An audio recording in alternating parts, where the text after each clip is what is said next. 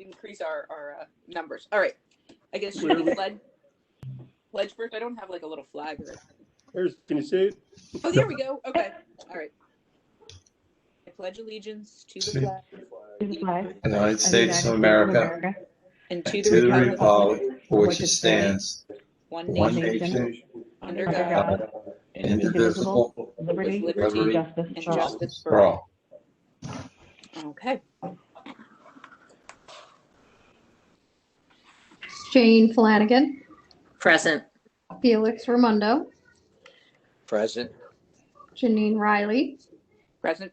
Carol Smith, Kyle Elliott.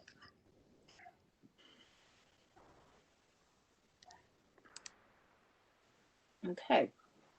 And I'm sorry, let me get where I'm supposed to be. Okay, so we're kind of, I guess, on an expedited schedule, at least for this part, right? And I guess I'll kind of lead because I was with Carol, the part of the finance committee that with Shannon and Kathy and Fred's, I mean, I don't even want to say assistants, but like we did it together. It was completely a group effort. So I really appreciate everyone's help with this. Because we did a really thorough going over of our authority budget, and we looked at it in ways that honestly I never have before. You'll notice some changes, you know, going forward. Some of the well, I guess everybody's looked at it. You know, some of the line items and the God, what I'm looking for the word, like, but I guess the line items, the different categories, we will have eliminated them. Some of them we're changing. We've consolidated some of them. Like I said, we really did a very thorough review. There are some larger points regarding the authority budget that I think it's important to hit on. And I don't know, I guess, whether we should start with those. And I can talk about those, or if just looking at the general budget, anyone has any questions, and you know, we can get into the larger issues, I guess, somewhat after. Does anyone have a thought, preference? I think since we're pressed for time tonight, maybe just hit the highlights and then Okay.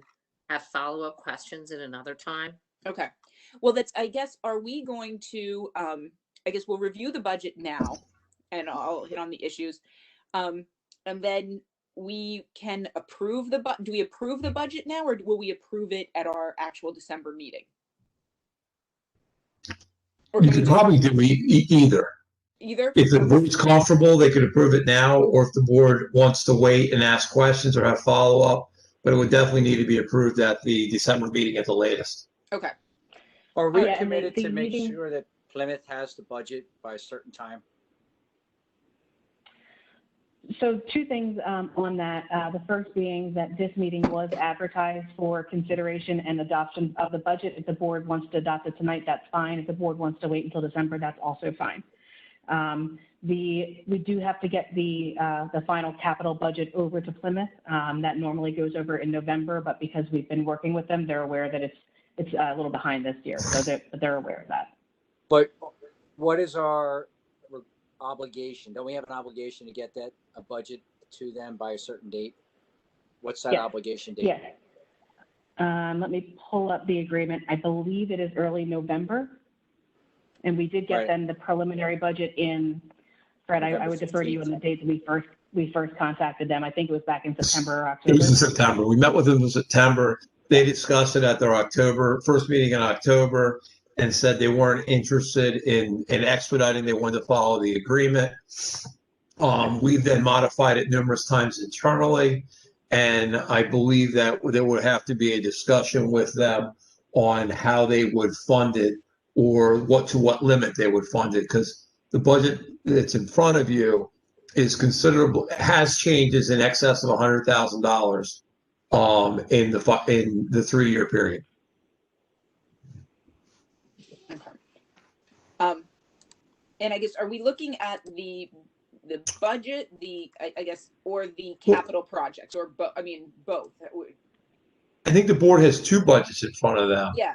The operating budget and then the capital budget. So Okay. we may want to do up to you, Janine, the Yeah. operating budget first. That's what I was going to start with. Because that funds the capital budget.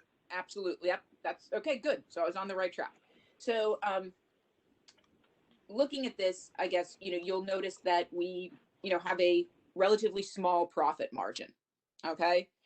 And, which is good. We have a profit margin, and we have, like I said, I think we are generally a conservative board, and we, really take a look at what we think our expenses are and budget, maybe a little bit more than we should for some of them, and try to be accurate in our numbers. Now, this year, for the first time in a while, I guess, Kathy, you said that in years past, we had kept a $30,000 reserve for what we deem, uncollectible fees or revenue.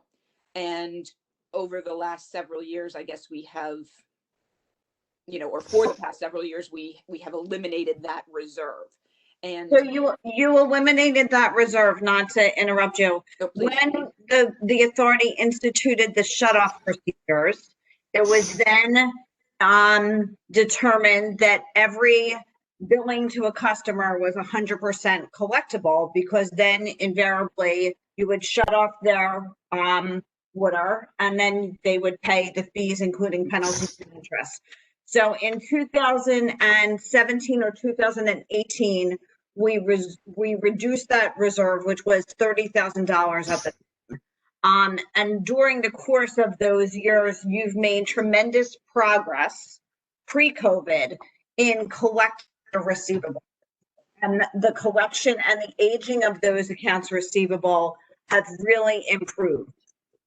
In looking at the revenues, and to Fred's credit, the budgeted revenues were adjusted a little to incorporate potentially customers not paying during the year, and taking that into consideration, where normally you would just say rate times number of customers times billing period equals your revenues. So they were extremely conservative in arriving at that number. So, to that end, thanks, Kathy. That was awesome and explained much better than I could have. And please, Fred and Kathy and Shannon, also, in an effort to expedite this, if you can say it better, faster, quicker, let's do it. So in that, like I said, you'll see we have a narrow profit margin. So that doesn't necessarily, I guess, lend itself to, a lot of, I guess, extra money for our capital projects as we would have thought. So kind of tying over, I mean, I don't know, you will see, I guess, at the bottom, and again, Kathy, Shannon, correct me if I'm wrong here. Generally speaking, in an operating budget, it's only the interest expense that's generally listed. However, again, in our analysis, we felt that it was in our best interest to also include our principal payments, which is the $554,000 line item at the bottom. So this budget, I'll help you out, Janine. So this Please. budget is really a cash budget. When you look at revenues, you're going to see one big number that isn't budgeted in 2021, and that's the connection. It's sort of like budgeting investment income. You're not sure, you don't want to be overly aggressive, so that number is not considered in your revenues. Likewise, from a cash point of view that Janine pointed out, the principal payments are because the board and in prior budgets, you've always looked at that number being $554,000. It's got to come from somewhere. So when Janine and Fred and Shannon were talking, we got to put this in. Otherwise, it's going to look like we have too much excess revenues over expenses, a la net. Exactly, which we really don't. Right. The other piece of the puzzle, one other expense that isn't in here is depreciation expense. which is really the allocation of the cost of your capital and your infrastructure over its useful life. That's not in here because it's non-cash. So this budget is really a hybrid model. It's cash used or anticipated, plus that principal payment, which really goes to the balance sheet, then arriving, because if you were going to look at a cash flow budget, this is really your cash flow budget of what it's going to look like from a break-even point of view. If that helps. And just so the board's aware, when we go to the capital budget in the future, we are anticipating, although not budgeted, the Matson Mill apartments of 300 units will pay tapping fees, as well as we will get a second payment from Sora West for tapping fees. Not guaranteed, and that's not why it's not in the budget. But when we get it to set the table for that is a anticipated income that's not currently budgeted. And just so that I'm speaking correctly, or so we all know, right now, I believe in our tapping fee account, we have 2.2 million. Is that right, Shannon? And so That is correct. Okay, so these Matson Mill and Sora would be additional to that. However, it's also important to note that I guess it was it last year at some point, Shannon, when you had to essentially borrow $400,000 from the operating account. Yes, that was in From, July. I'm sorry, from the tapping fee account to assist in the operating budget, correct? Yes, that was right after we paid back the, That I mean, 4.6. the 4.6 million, yes. Okay. And to date, we have not been able to put that back into the tapping fee account. It does need to go there. And again, in our budget, discussions, we talked that Shannon's going to slowly, rebuild that to the extent possible. Yes, 50,000 or 100,000 a month, depending on what we can move. Yep.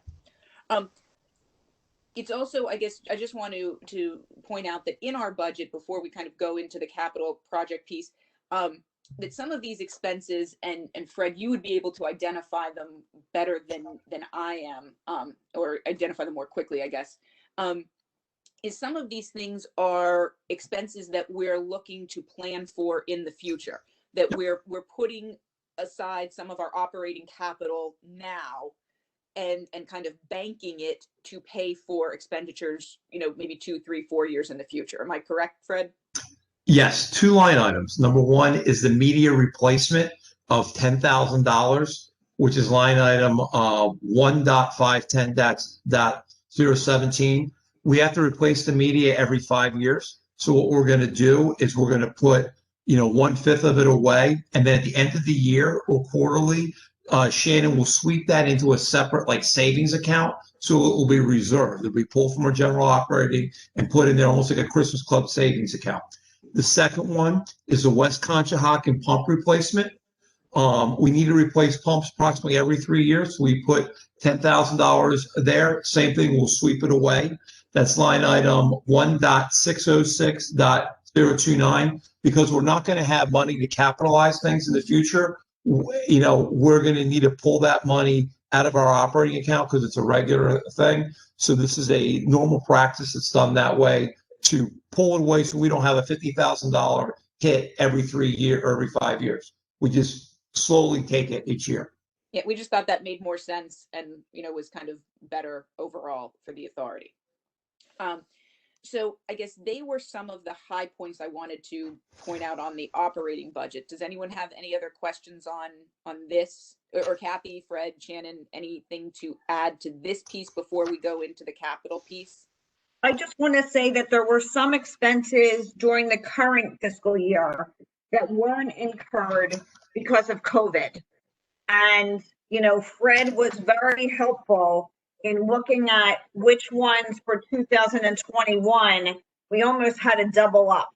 So there's some expenses that you're going to compare to year to date and say that number is so much higher. It really isn't. It's just it was put off because of COVID, and now perhaps that expenditure needs to occur. Example of that is line item 1.505.040, which is the plant maintenance. We budgeted $65,000 only spent about 7,300 to date. And that was basically because we couldn't have guys out there doing that, and also nothing broke. That's the major line item. There were other ones that we've consolidated and based on actual costs going through there. And the main thing that we also took out was a lot of our COVID expenses, because we've either purchased majority of that equipment or aren't anticipating expenses near to that impact next year. And to the extent that we have them, Shannon is going to just essentially earmark them in a separate way and categorize them so that we do know that they're COVID expenses. We just don't have a separate line item for COVID expenses. Also, one other quick note, you'll notice again that when I say we removed a lot of the categories, or not a lot, but some categories, the majority of those were consolidation of some of the West Conshohocken, the categories that had been separated for West Conshohocken, and we were now able to, just roll them into our normal regular budget and not have them be they didn't need to be separate anymore. So again, that's consolidation of some of the numbers.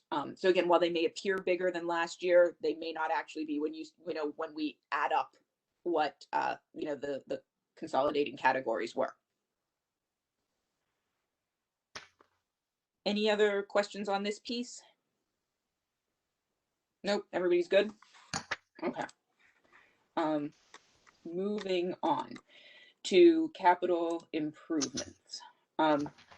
So this took a lot of work, and I credit Fred. Fred worked some true magic here. So long story short is we had thought about taking advantage of the low interest rates and borrowing money to advance some of our capital projects. Throughout this exercise, we realized that we are not necessarily in a position to do that at the current time. So we made two big financial moves. We paid down $4.6 million of principal on our loan, and we also initiated a 3-year rate freeze, which is effective until June 30th, 2023. So with that in mind, with those, we took 4.6 million out of our capital, and we, essentially said, we're not increasing rates for the next 3 years, which is great on the one hand, but it doesn't necessarily put us in a great borrowing standpoint. Okay. So looking at that, we realized that, well, there's two main points that we have to recognize as a board, that in 2023, we are going to have to do two things in order to make this 10-year capital improvement budget work, or really any capital improvement budget work, is we are going to have to, one, raise rates in 2023, and two, we're going to have to borrow money. Okay. So like I said, Fred worked a ton of magic. I mean, he came to, I guess it was our second or third, I don't know which budget meeting it was, Fred, with essentially this spreadsheet, and blew us all out of the water because he somehow was able to pull together numbers and make this all work in a really meaningful way. Now, Fred, we probably have about 10 minutes, but I don't know if you want to run through this quick. You can probably do it much more efficiently than I can. Yes. And really what we're doing is we're prioritizing two projects that we will have to pay for out of cash, which is the belt filler press replacement project and the wet well control panel, and as well as the design of the electrical substation upgrades. So we will, be spending about $206,000 in year one come 2021, and $827,000 in year two. So we'll have about $1 million will come out of our capital reserves. We're anticipating that we currently have $2 million. We're anticipating to receive just slightly less than $2 million in tapping fees. So we'll be basically spending one, but still adding to our capital reserves. We would then do a borrowing in 2023 based on the rate increase. By our rate increase will generate enough revenue to cover additional debt service. And during that year, it'll be a 3-year period. That's all we're allowed to do to spend our money. We will be doing the electrical substation upgrade, and we will be replacing the third and the last remaining RBC train. So we'll have 3 all-new trains. We'll have an electrical substation, both electrical substations completely upgraded, and our belt filler press replacement. The reason we prioritized the belt filler press replacement was it was our biggest risk, that if we did not replace it and we had to liquid haul, it would significantly impact our budget because of reliability. And with a budget of operating budget of only have about 8,000, which will most likely overperform, that was too high of a risk for us to take. And then we're also minimizing our more catastrophic risk, these electrical substations, by doing it as soon as we can do a borrowing, we can do that. We can then capitalize all 3 of those in that bonding, which will take us through the end of 2025. And we have to realize that the electrical substation work may actually be done in 2023 and 2024, just until we get the funds from the bonding and things like that. But then after that, we're pretty well on a cash basis moving forward, because we don't have a lot of big projects going forward. We'll have addressed all of our risks and our opportunities, as well as our long-term maintenance plan of replacing the RBCs on a regular schedule. So we'll then go into a recovery period of about 5 years. And that's really the goal. And to pay off our debt, continue to maintain rates, but there is that rate increase. We will have to address this with Plymouth Township, because there will be commitments that are higher. They will most likely work with us and say, hey, listen, give us another payment plan. Let's spread these costs over a longer period. They may not. But that's something that the board has to decide that, listen, we have to address that, and we can't risk our operating budget by not addressing or replacing the existing belt filler press, because we blew our budget a year ago pretty significantly by having to liquid haul it. And we've also really cut down and deferred a lot of the West Conshohocken, which is the lower part of that budget, really until we increase our revenues through 2 things that are going to increase our revenues. Number 1 is a rate increase, but also, as equally important, we will have Sora West on board, we will have Matson Mill on board, and we will have 51 Washington. So we'll have almost 1,000 additional EDUs connected and utilizing this in 400 Bar Harbor.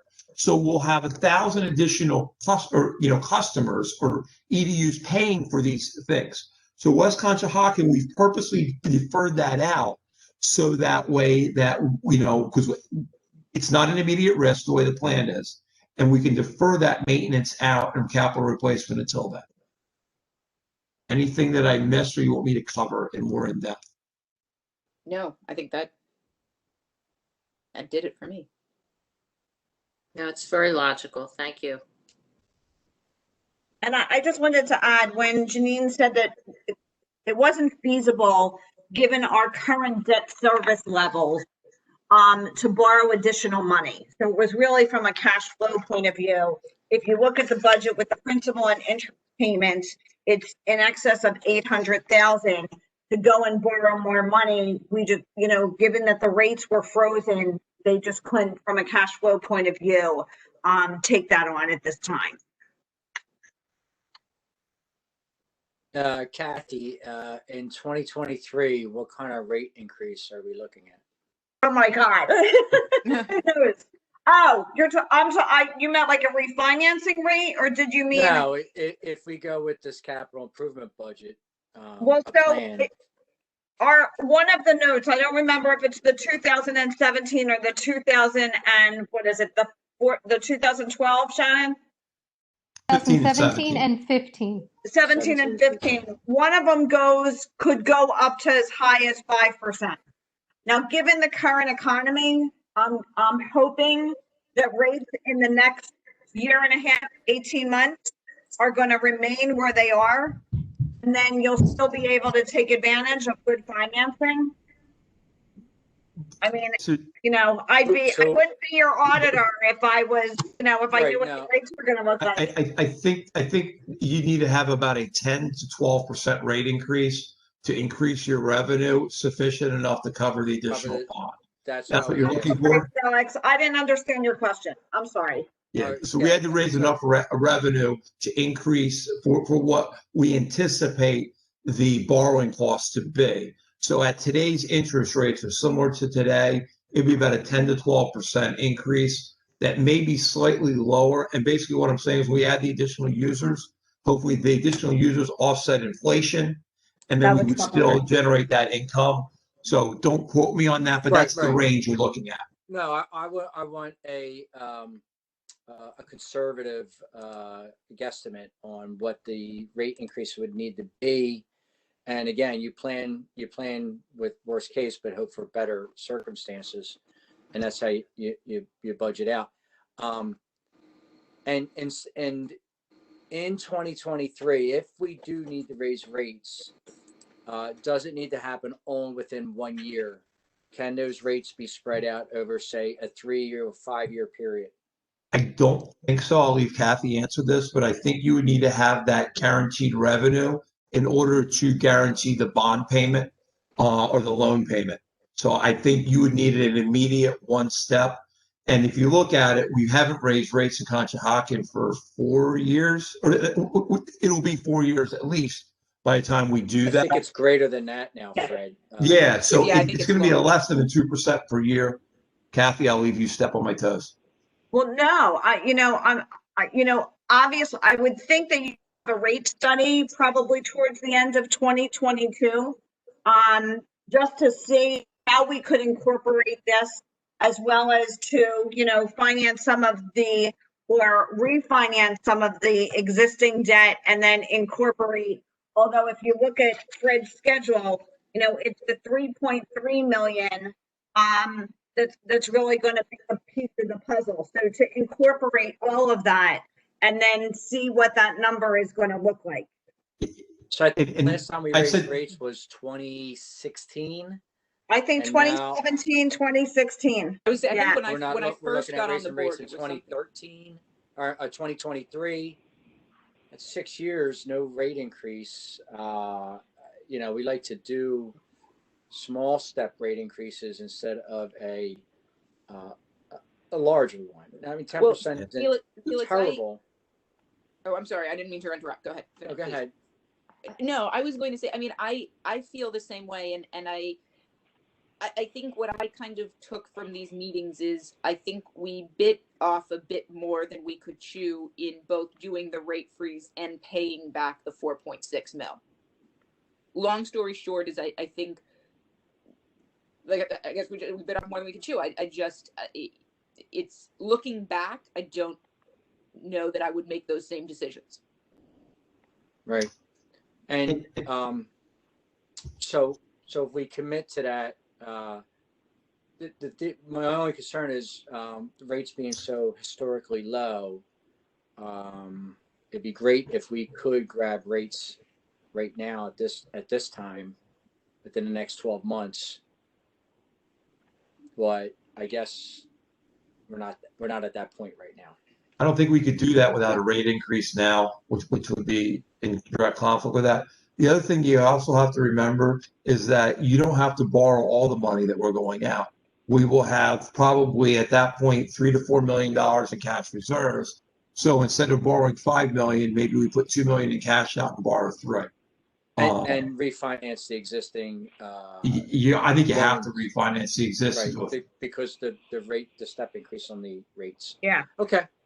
All right. No, I Sorry. think this was an excellent budget. I think the building of the capital program is outstanding. So I think we should move forward on it. I appreciate everybody's effort that they put into this.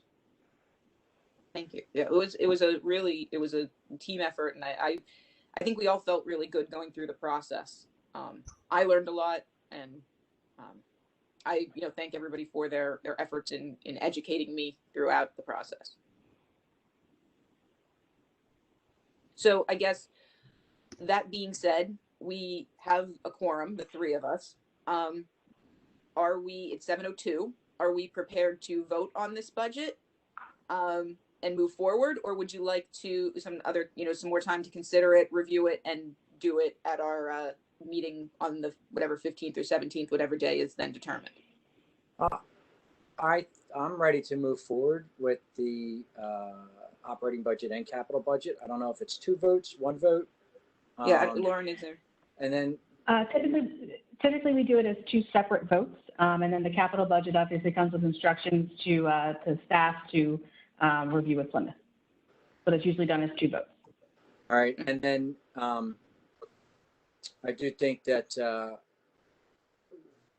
Plymouth has been a very good partner over the past many years, and through good times and bad. And I think that we can work out a payment program for the capital that works for them too. So we'll have to be very mindful of that when we go to Plymouth and discuss this with them. So, okay. All right. So I'll make a motion to accept the operating budget. To approve the operating budget. I'll make a motion for that. Okay, I'll second. Roll call. Jane Flanagan, Yes. Felix Raimondo, Yes. Janine Riley. Yes. I'll make the second motion to accept the 2020 capital projects budget. And I'll second again. Jane Flanagan, Yes. Felix Raimondo, Yes. Janine Riley. Yes. Janine, the whole team, excellent job. Fred, thank you so much. Shannon, Ed, Kathy. I mean, you guys, this is quite a lot of work that goes into this, and it's greatly appreciated. And I think it reflects how well we've done. You know, this is good work. This is what good stewardship is of a community entity. And like you said, and like Fred said, we have this the goal is to get to that point where we have this 5-year kind of hiatus where, that's, Right. I think, again, that's another feather in our cap, that we would get to a point where we're so well maintained that we, we're kind of able to take a step back and continue our good work. But I'm happy with it. So thank you. Oh. Good. And it also, it invests in our community and sets the stage for the next generation that they have a well operating facility. Yep. So, infrastructure. Yep. Absolutely. Yep. All right. We need a motion to end the meeting. I I think you just you're, adjourn and excuse us. Oh, we just, okay. Yeah, I think you're just excusing the professionals, and then I believe you are carrying on. Okay. So we're not going to end this meeting. We're just going to go on to the second part. All right. Fred, That's my understanding, yes. Yeah. See you guys. Thanks, Fred. Thank you guys. All right, thank you. Bye. Bye. All right, thank you. Thank you. And I think Kyle texted us and said to keep going. He's going to join us soon.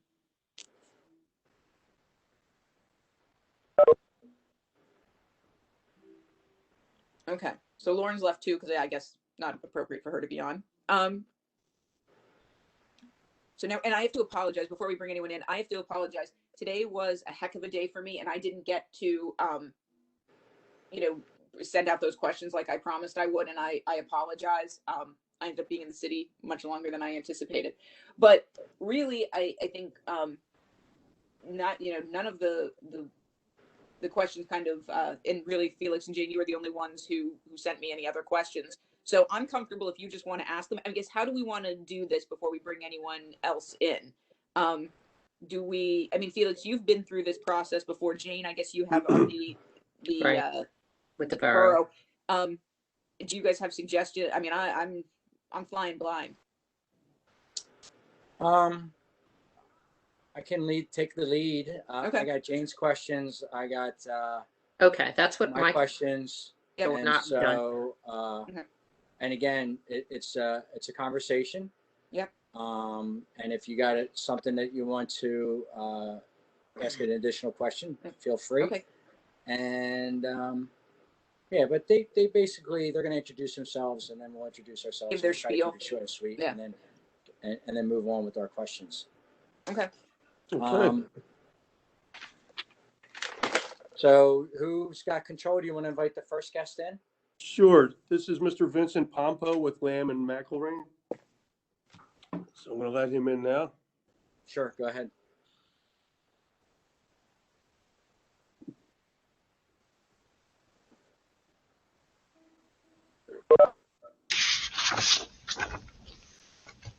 Hello. Hi, Vince. Good evening. Good evening. Thank you for coming out and joining us tonight. Appreciate your interest in being our solicitor. And I'll do a quick introduction. My name is Felix Ramondo, a board member. We have Jane Flanagan, board member, Janine Riley, board member, and our financial director is Shannon Stewart, and our operating director is Ed Mongan. So that's our introduction. I'm going to hand it over to you to introduce yourself and your firm. Tell us a little bit about yourself. And then we do have some questions that we'd like to ask each of the applicants. And it's a free exchange. And so, any questions, there might be an opportunity to maybe drill down on something. But that being said, I'll hand it over to you, and you have the floor.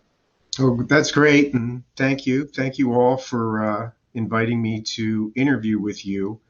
Let me tell you that when I saw the ad for this solicitorship, my first impression was this is just a perfect match for at least the background and the services that I generally provide. I know the type of system you have. I know the type of collection system, type of treatment plant. I presently represent 2 other plants that or municipal authorities that operate plants that discharge to the Schuylkill River, including the Borough of Pottstown Authority, as well as the Valley Forge Sewer Authority. So I'm very familiar with those types of systems. Both of those authorities, have intermunicipal agreements with other partners. Both of those authorities also have direct customers for which they have to deal with all those kinds of issues with operating a direct customer system. As some of you may know, I did have the opportunity to provide some services to the Borough of Conshohocken a few years ago. Jane may remember that. Yes. I served as a special counsel concerning a matter that was a little sensitive, and hopefully that was resolved satisfactory to the borough. So I have a little familiarity with at least one of your major partners. Myself, by way of background, I spent 6 years out of law school working for the then Pennsylvania Department of Environmental Resources.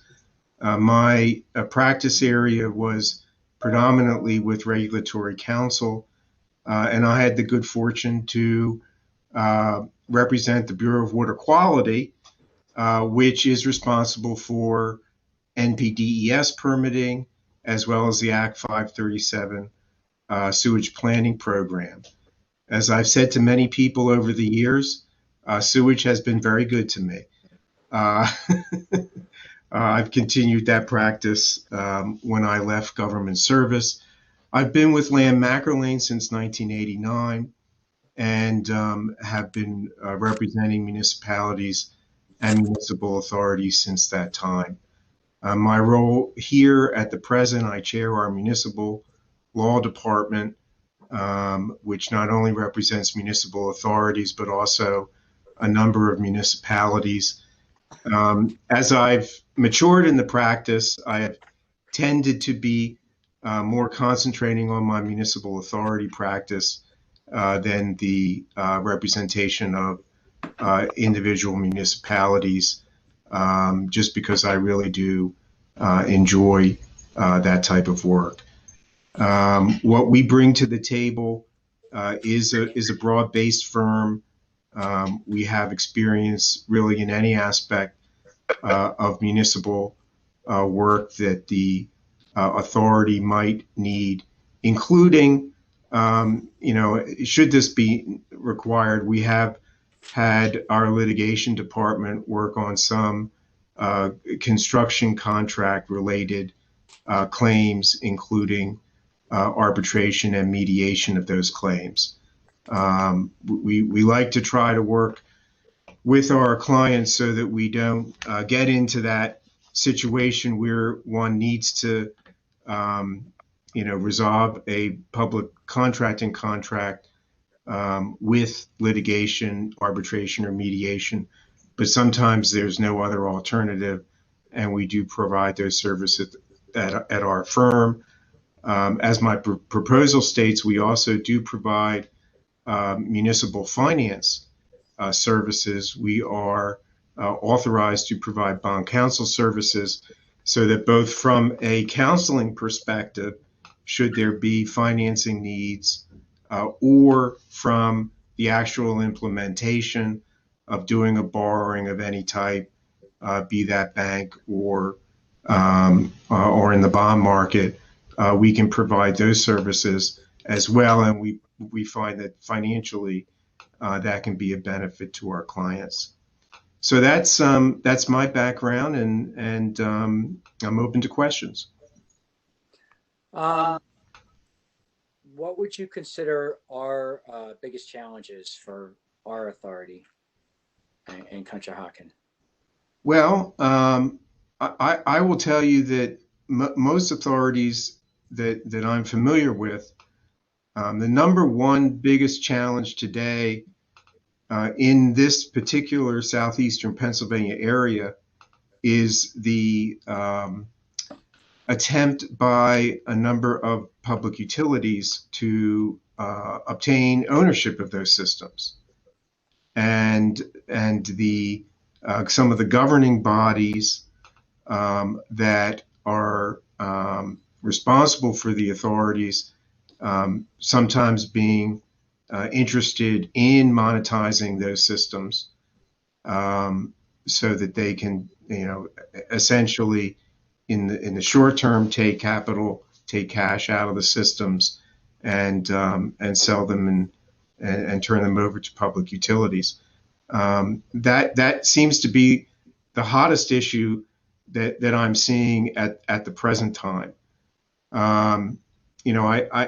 Happily, while COVID is a horrible situation we find ourselves in, I would much rather be in the room with everyone, to be meeting you personally. Vince, excuse me. I'm so sorry to interrupt. I just got a text from our other board member. Ed, can you let Kyle in? I'm so sorry to interrupt. Oh, no problem. We had a board member with a previous commitment. Now he's Sure. able to. We're going to steal him away, and he's going to join us. This is Kyle Elliott. Sorry for board member. No worries, Kyle. Thanks for joining us. Hi, Kyle. So I was talking about what are the biggest challenges. As I was saying, I have found that most of, at least my authority clients, have weathered COVID. Although we planned for the worst, it seemed to not affect the services as much as some feared. Of course, there's always challenges with direct customers, particularly the commercial users who may be adversely affected by COVID. All the authorities, and I'm sure yours, have to have ongoing projects. Those are always challenges, and the other day-to-day personnel issues and those types of things. You touched upon one of the biggest challenges of authorities being sold to entities that want to profit from having an authority in their portfolio.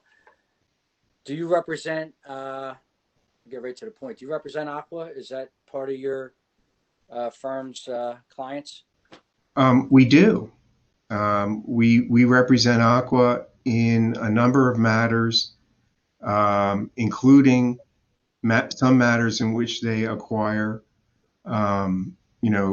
systems. We have a very detailed conflict system in which we do our best to identify and not present conflicts between the representations of our existing municipal entities with sewer and water systems and the efforts by Aqua to acquire those systems.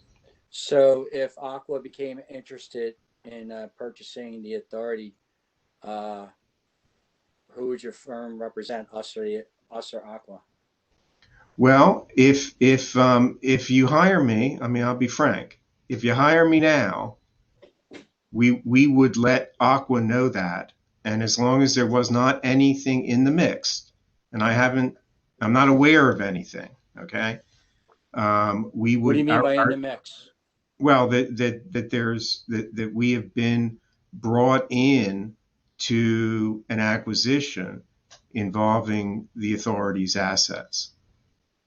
Meaning that if there are conversations, okay, if there have been, the outreaches to the point where Aqua is prepared to hire outside counsel in order to assist them in acquisition, then that would be, the contact would be made to the attorney in this firm who actually does the work for Aqua, and then that would be run through our conflict system. Now, I am unaware of that, and before I submitted a proposal with this authority, I did have a conflict check run, so there was nothing that came up that involved Aqua.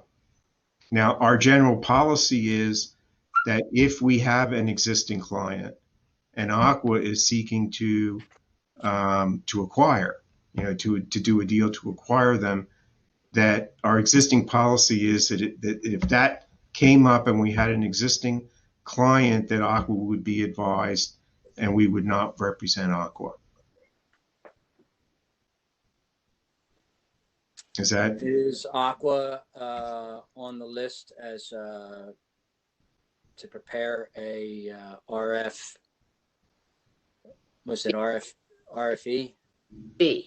RFB. Yes, they are. Aqua They are on there. is on the Did list. that come up in your conflict No, investigation? no, not at all. So you didn't know that Aqua was a potential putting it together an RFB for the borough for us? I did not. Okay. So I can only assume that means that either they haven't gotten to the point where they're using outside counsel or they're not using our firm as outside counsel. Okay, understood. All right. And by the way, is that something that is being pursued by the authority or being pursued by the borough? By the borough. And I see. we're just to the point where there's going to be valuation. That's the next stage. So the bids haven't been announced, or we're just getting ready to do the valuations. Everything stopped because of COVID. We put everything Right. on. So now in January, February, somewhere along there, it's going to follow through the next steps of process. Moving on to another question that was presented. How do you build relationships with the borough council and other partners within our sewer fabric? And that could be anybody from borough council to customers to contractors that are doing projects to Plymouth Township. Can you give us a little bit on how you take relationship building and an approach towards that?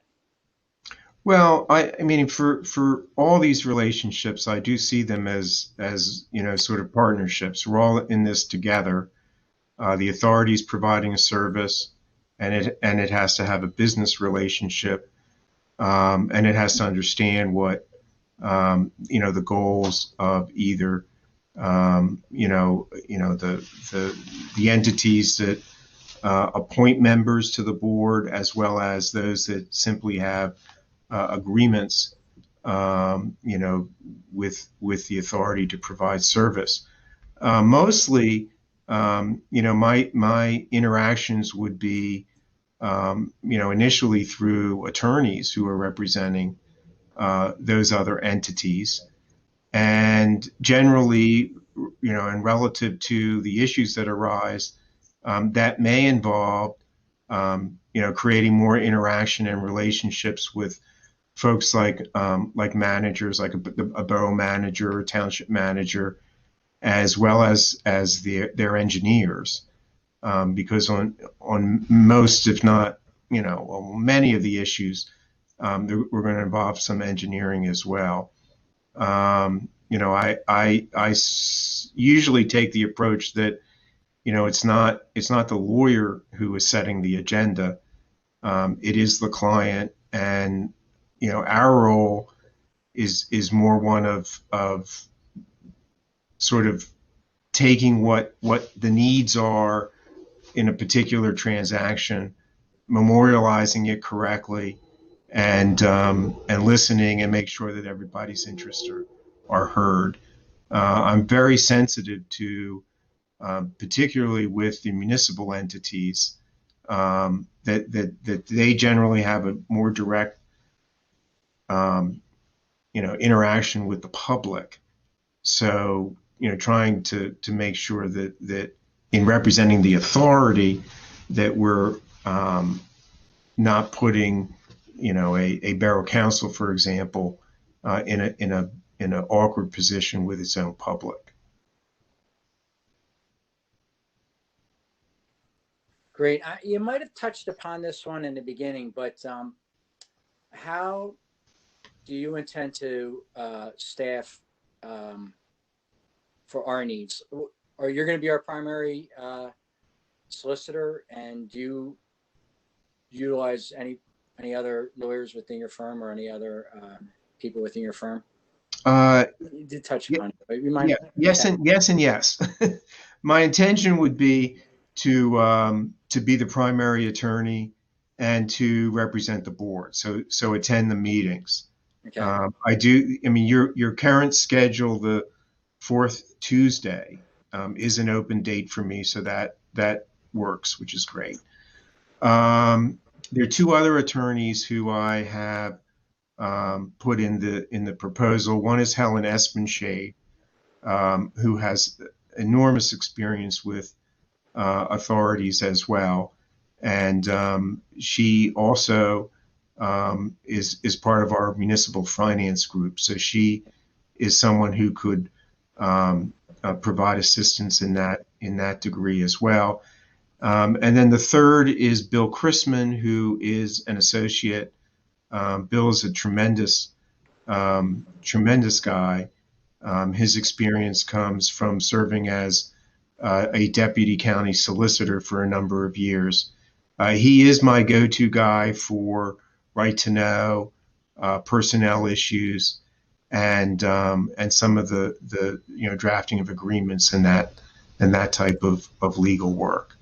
I think you would all be very comfortable with both Helen and Bill.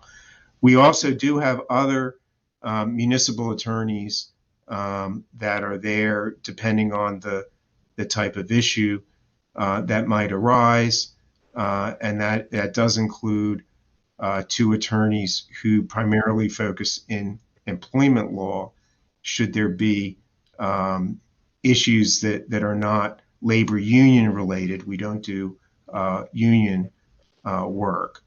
But for consultation, review of policies, those types of things, I have found that the best way I like to work with a board, a manager, and a staff is to have one direct contact and not many, and then have other attorneys involved when and if necessary, so that there's a primary contact, so everybody knows what's going on, and not a more of a scattered approach to representation. I appreciate that. That was informative. We're trying to keep this within 30 minutes to be mindful of everybody's time. I'm Sure. Open up to the other board members if there's any questions that they'd like to maybe get a follow-up or expand upon something, I'll open it up to you guys. Yeah, hi, Vince. This is Kyle Elliott. Thanks for joining us tonight. You're welcome. Hear me okay? I Yes, you can. Okay. Thank you. And I apologize. I missed the beginning. So if you already answered this, I don't need you to re-answer it. Just ask my colleagues. When you take on a new client, I'm sort of losing you, Kyle. Yeah, you broke up, Kyle. Oh. We'll give him a second. Janine or Jane, do you have any questions that you might want to, while Kyle reboots? No, I thank you, Vince. You handled all the questions that I had submitted already to accept. I appreciate it. No, I agree. Thank you. It was very informative and thorough, and hopefully Kyle will be able to join us. We know it's about when you take on a new client. So Well, hopefully he's made up his mind. He's got the best questions too, so I really want to know what he wants to ask. Kyle, text me, I'll ask I him. was ready. Here, I'll just see if we grab. Oh, here he comes again. There he comes. He's coming back. We have two Kyles. and I was going to cede the floor after that,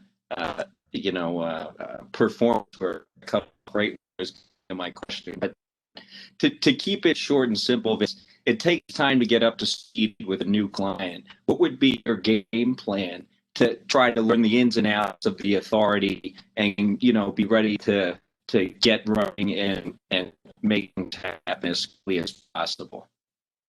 Well, my approach would be to, at the outset, set up a meeting with the, with the manager, in order to get a sense of what the priorities are of the board.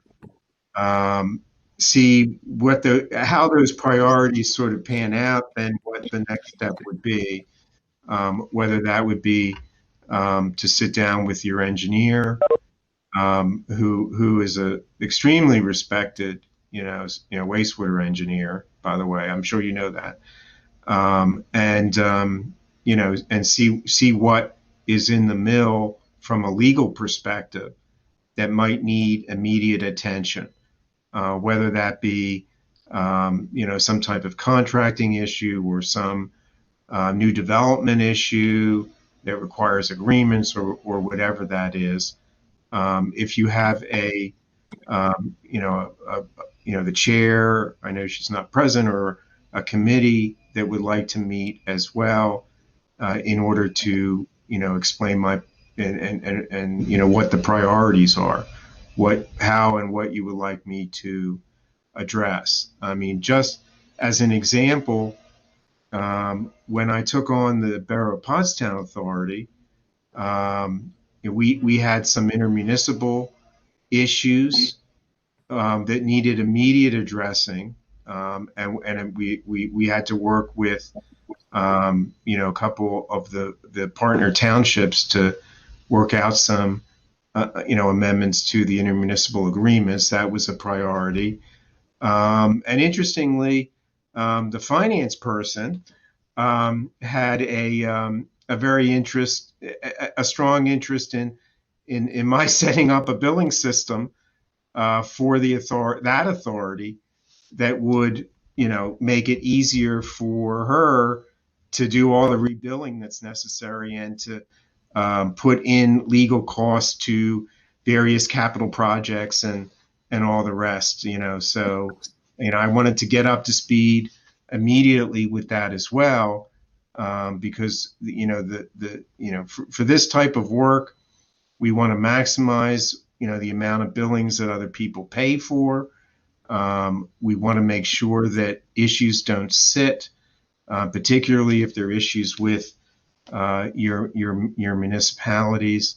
We just want to get up to speed on all that, and we could talk about how to do that if we get to that level. I mean, I would be willing to do some type of a flat fee for what I could be called orientation, so that we deal with this in a immediate way, because your business isn't going to pause if you're going to switch solicitors. Thank you, Vince. I'll turn it over to any other board member who may have a question.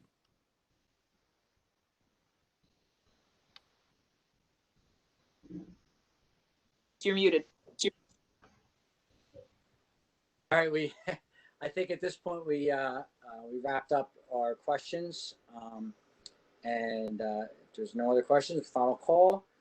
Would like to thank you, Vince, for taking the time out of your schedule to come and talk with us, and we'll get back to you in a timely manner. So we're gonna move on. May I ask just one question? Sure thing. Would you like me to follow up on that Aqua issue, or is that? What we'll do after tonight's meeting, we'll discuss among ourselves the next step, and if that's required, absolutely, I'll have Ed reach out to you, and we can maybe follow up on that if it's need to be. But at this point, we're going to reach out to you in a timely manner and let you know what direction the board's going to go. Very good.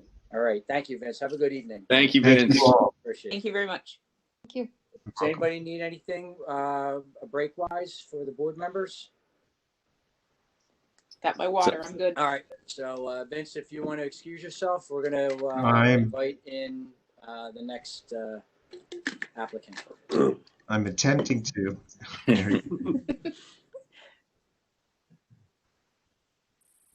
It doesn't seem to want to let me go. Yeah. Technology has been fun with all these Zoom meetings, I tell you. When we look back on 2020, it's going to be quite the story.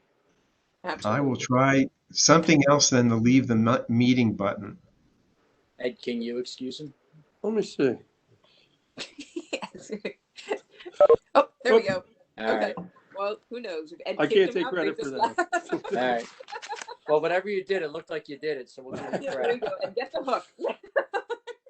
All right. So you guys ready to move on to the next one? Yes. Yes. We have All right. What's that? Kilkenny and Kilkenny Law. It looks like he has multiple people in the lobby, so all right. start letting them in. Everybody ready? Yes.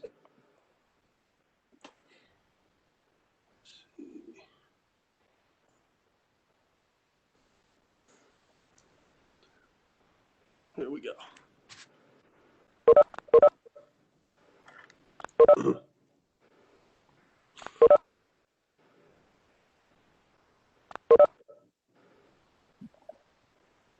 Good evening. Good evening. Good evening, everyone. Thank you for coming out this evening and taking the time out of your schedule to talk with us about our solicitor needs. And I'll do a quick introduction, and then I'm going to hand the floor over to you guys to introduce yourselves, tell us a little bit about your firm. And we do have some questions that we like to ask. And it's a discussion, so some board members may have a follow-up or ask additional information. We're allowed to do that. This isn't a strict interview. It's more of a free-flow conversation. But I'll go ahead, and my name's Felix Ramondo. I'm a board member. We have James Flanagan, board member, Janine Riley, board member, and Kyle Elliott, board member.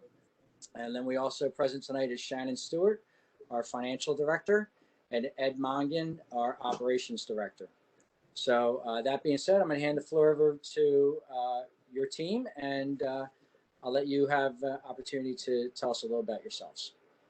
Thank you very much, Secretary Ramondo. It's a pleasure to be here this evening, and thank you for the opportunity for this interview. My name is Sean Kilkenny, and wanted to tell you a little bit about myself and my firm. I have been doing municipal law for 16 years, 5 of which was as solicitor of Conshohocken Borough.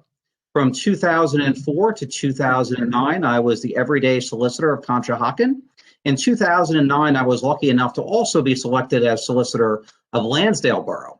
Lansdale and Lansdale wanted me. Conshohocken at the time was happy with my backup, a gentleman named Mike Savona. And Mike and I were at the same firm for about 7 years. Then he left that firm in 2012 and is no longer practicing law. People in Conshohocken may know a little bit about that, but I just wanted to clear up. I was not involved. I practiced law with Mike a decade before and serviced Conshohocken during a time of a lot of growth, 2004 to 2009. This was kind of the Vince Totaro, Sandy Catterbone, Pete Cianci era on Ike Griffin era on council. And it was entertaining to say the least. And I learned a lot, and I love Conshohocken. In fact, I lived in West Conshohocken while I'm from Long Island originally, went to college at Villanova on ROTC scholarship, and then Temple Law. When I was at Temple Law, I lived in West Conshohocken and would walk over the Matson Ford Bridge all the time. I lived on Pleasant Street up by St. Gertrude's was. And had a wonderful time. Have deep roots in Conshohocken, many friends. My rehearsal dinner for my wedding was actually at Coyote Crossing. So have deep roots in the borough. So my firm represents 30 municipalities, of which 2 are authorities, meaning the Collegeville TRAP, Joint Municipal Authority, and a Downingtown Authority. But several of our municipalities, such as Upper Darby, the 5th biggest municipality in the Commonwealth, Lansdale, East Norton, other places, had us do basically authority functions as their regular township or borough solicitor, especially Upper Darby, especially Lansdale. So although I wasn't exactly an authority solicitor, I was dealing with SSOs, I was dealing with EDUs, I was dealing with developer agreements and negotiating with contractors and condemnation, which I do in the municipal setting quite a bit. Public bidding, right to know, all the various bread and butter that you deal with any municipal entity. I think the difference for me as well is I have connections as far as deep personal relationships with people throughout Montgomery County and in Conshohocken itself. I've also been your neighbor, White Marsh Township solicitor since 2008. So I'm familiar with a lot of the same players. Everyone always thinks that when you are, parts of White Marsh are actually Conshohocken and vice versa. When you get into the border, I'm always trying to explain stuff. All the people will say, "Oh, those developments are in Conshohocken." And no, they're in White Marsh. So I'm familiar with people like Brian O'Neill and people that we're all familiar with there in Conshohocken Borough, and kind of deep roots and know how to deal with all the players. My firm really does not do much development work. Very small amount of development work. Our bread and butter is really representing municipalities. You may also know I'm your county sheriff, was elected in 2015 and reelected in 2019, and I'm a retired Army Reserve Lieutenant Colonel and served in Iraq, Bosnia, Kosovo, and Korea. So I got to see all the garden spots of the world on your taxpayer dime. So it was an interesting journey, but my career is about service. I was also a Jenkintown Borough Council president. I'm a trustee of Montgomery County Community College and have been for 7 years. So I'm engrossed in public life in the township, and it's a pleasure and an opportunity to really have the opportunity to interview to be your authority solicitor and come back to Conshohocken. I've been away for a decade as far as representing the borough in every entity, and I would just love to come back. But I also want to introduce you to my team real quick. They'll introduce themselves, but first will be Alex Baumler, who has significant municipal authority experience at his prior firm. Then John Walco, exactly the same. And then I have Courtney Richardson, who is our right to know expert. So for all our 30 municipalities, she tracks our right to know. So she is following up with the Office of Open Records on all their current decisions. And as you know, it could be a tricky wicket with a lot of right to know. And Courtney can tell you about some of the successes she's had with right to know, providing transparency for the public, but also protecting information that should be privileged. And then Rebecca Geiser, who worked 10 years as in the district attorney's office in Montgomery County. Does a lot of my municipal litigation besides representing several boroughs. So I'll turn it over to Alex real quick to tell you briefly about his background. Sure. Good evening, everybody. I'll just keep that short and brief in the sense that my roots are not as deep as Sean's in the area, for certain. I'm a relatively newbie to the area. Pittsburgh born and raised. I did my first 3 years of practice out of law school, which I went to the University of Pittsburgh.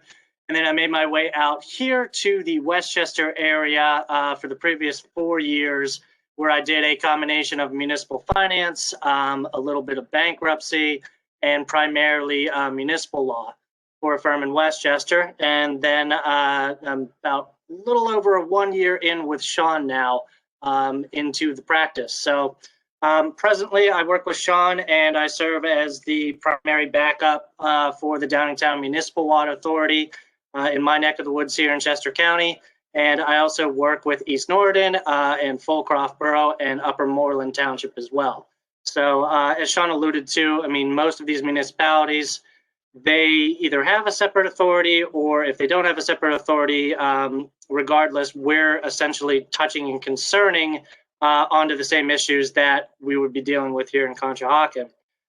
Previous to that, in Westchester at my firm, I bounced around a variety of authorities and worked on a ton of accounts. So I would like to say that I have a pretty well-rounded grasp of all issues related to operating an authority and regulatory approvals. I'll hit you with some of the highlights so as to not belabor the point, but I worked for Callan Township Municipal Authority, where we did a massive sewer line extension program and project that involved essentially 188 private residences that we were going to run lines to connect to their system. So we needed easements and or condemnations for those that were holding out. That, of course, necessarily dovetailed into persons filing for bankruptcy and dealing with mortgage companies and the like as well. So big project, we got it done. There were only a couple of holdouts, of course, as in any project, but we were able to sort through the bankruptcy issues and the condemnation issues and work out arrangements for that. So, I mean, that was very critical to getting essentially half of the municipality onto the system. I did a ton of lien work also for Oxford Area Sewer Authority and the Valley Forge Sewer Authority. Valley Forge had a system which was, I don't want to say unique, but they were very tolerant of foreclosing on liens. So some of the liens that we were asked to foreclose on would run for 15, almost up to the maximum of 20 years that they could sit on the books before you would have to do something with them or they expired. So we would be tasked with essentially cleaning up the liens of that age. So again, that would deal with bankruptcy, but we would do the lien foreclosure process and we would, knock out 188 to 200 of these liens at a single time. So pretty unique there. Oxford was a little bit more smaller scale, but it's a very small scale area. It's in the southern part of Chester County. Also did a ton of work for the Pottstown Borough Authority, a lot of development, a lot of financial security agreements. That was the kind of main area of focus. They had a lot of development growth, so capacity agreements with neighboring municipalities were also needed. Was involved with that. And also picked up a ton of DEP and PUC regulatory experience in some of my other municipalities as well. Most notably in New Garden Township, we were able to do system to the Aqua Corporation. We did that with New Garden Township, so I became very familiar with the PUC in that regard. And in West Nottingham Township, we went from soup to nuts, essentially, creating a on-lot sewage system ordinance for them, drafting a DEP Act 537 plan, and going through all the regulatory process for that as well, because they just simply didn't have anything on the books down there. Those are just most of the highlights. I'd be, of course, if we do a question and answer, happy to answer any questions. And if we got the opportunity to work on this count, I would be more than enthused to work with all of you. And now I'll pass it over to my colleague, John. Hello, everyone. My name's John Walco. I've been doing municipal law for about 10 years. Prior to that time, I and Rebecca were in the Montgomery County District Attorney's Office, but I decided to give that up when I ran into a young certified intern by the name of Kyle Elliott, and I realized that I wouldn't be able to be as good of an attorney as him back when we were in pre-trials together. So I decided to go into municipal law. So it's nice to, Kyle, it's nice to see you again. Yeah.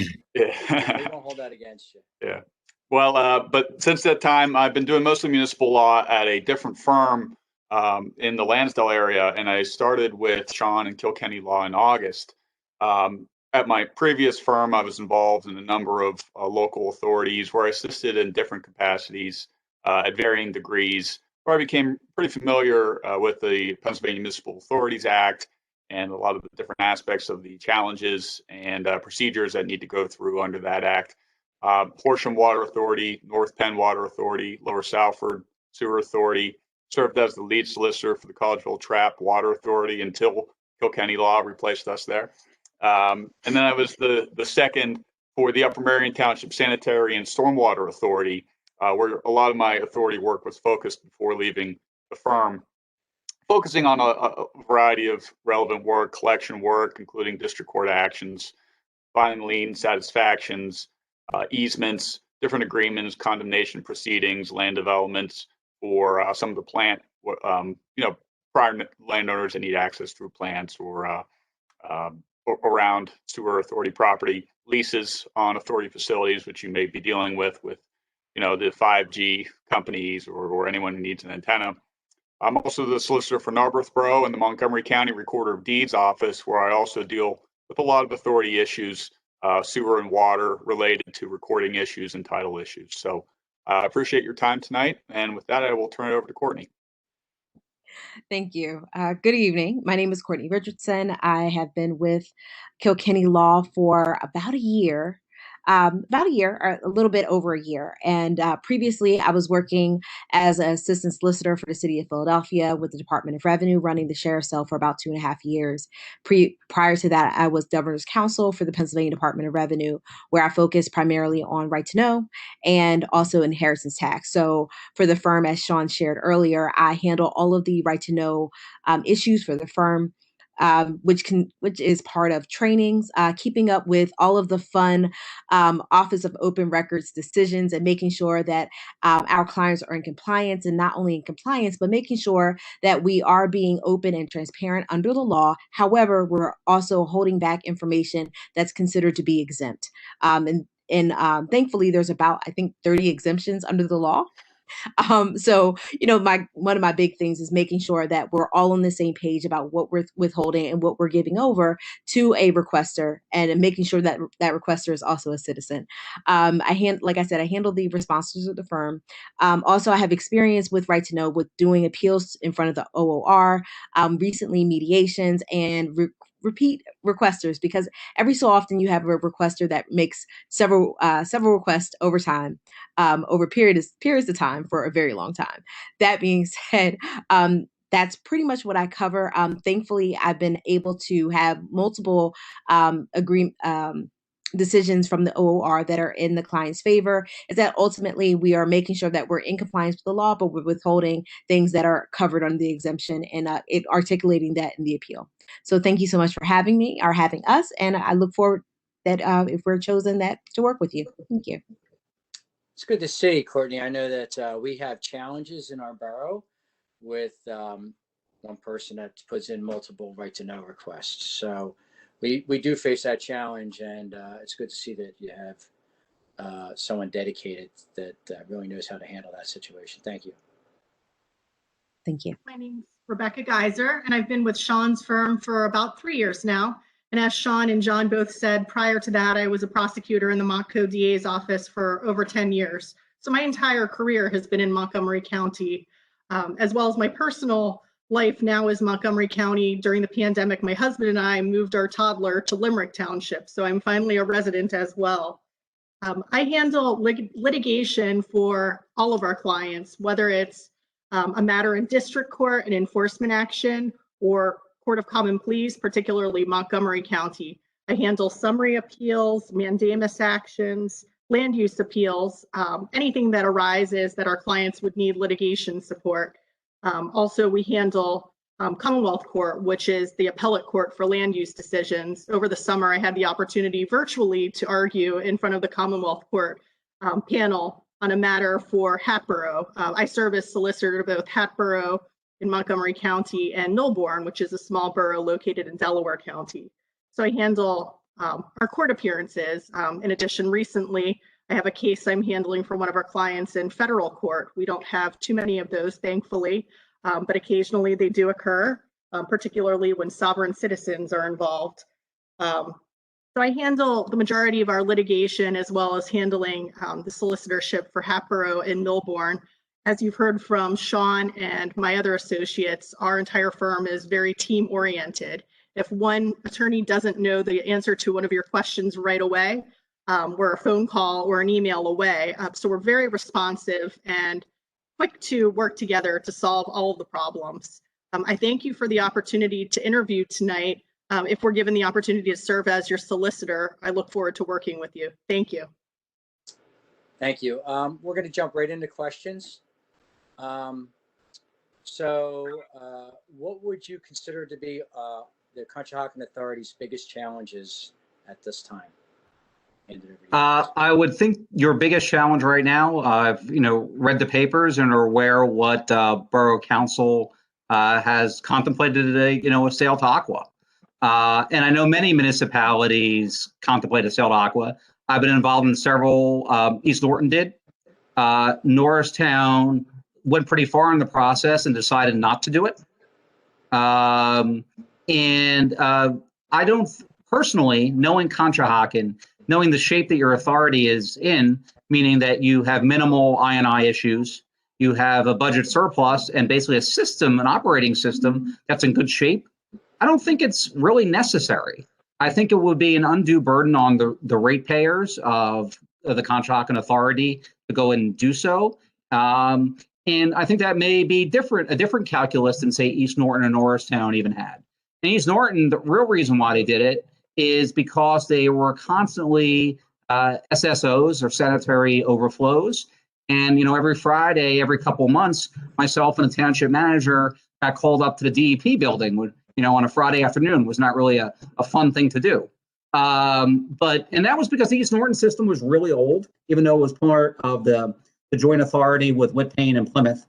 But the township supervisors really did not have the stomach to go ahead, because they own their own pipes in East Norton, and really have the stomach to go ahead and raise taxes appropriately to fix the system.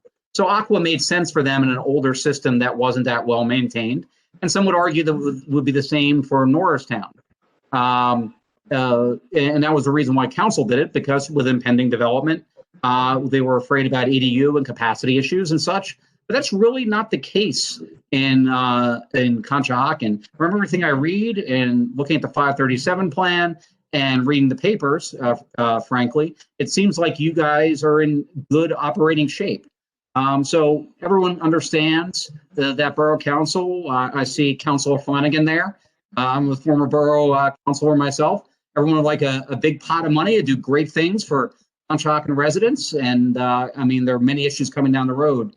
But I don't necessarily think in a vibrant community with increased development and a functioning authority that an Aqua sale is appropriate at this time. So I think it's really an effort to both educate Conshohocken Borough Council, the stakeholders such as manager and solicitor, and stakeholders in the community, developers, residents, and such, to talk about the merits of having your own municipal authority where rates are reasonable. Because Aqua does great work. They're great operators, but everyone knows after a couple of years what's going to happen with rates. So I think that is your biggest challenge right now, because I guess the sale is pending.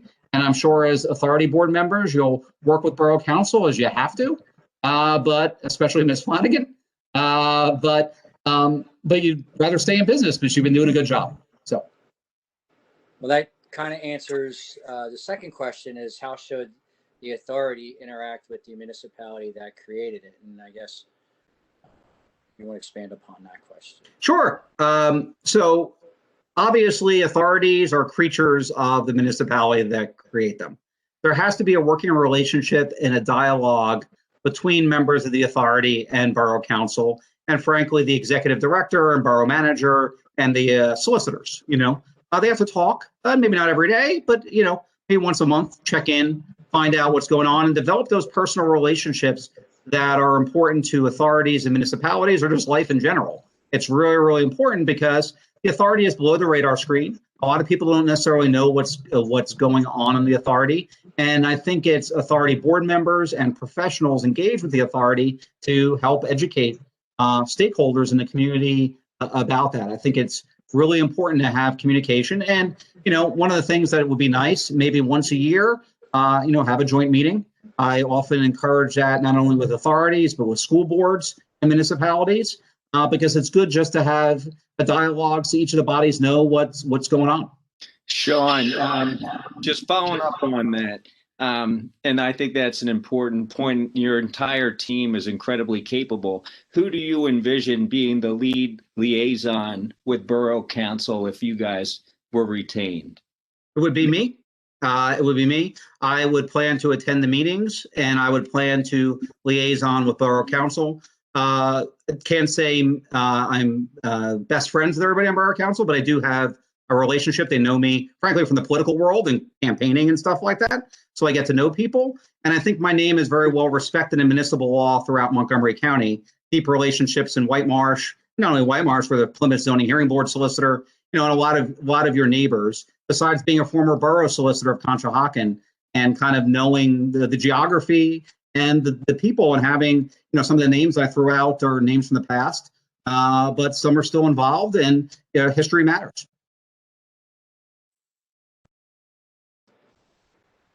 Kyle, any questions? You follow up? Sorry, I was just going to jump in there that one opportunity, but I'll hand the floor back to you, Felix. All right. Sean, if we were to retain your firm, is there any conflicts of interest that we would need to be notified about? We don't represent Aqua. I don't think the Downingtown or Collegeville Trap Authority are trying to buy you or anything like that. So I don't think you got to worry about that. White Marsh Township, White Marsh has their own authority, so you would primarily be dealing with them.